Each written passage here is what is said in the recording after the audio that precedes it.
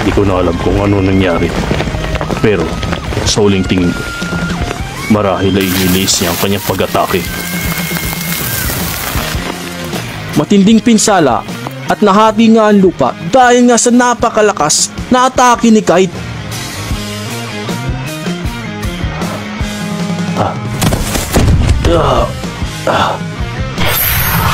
Makikita natin dito na pagod niya ito at bumagsak, at gulat na gulat naman si Illumi sa nangyari.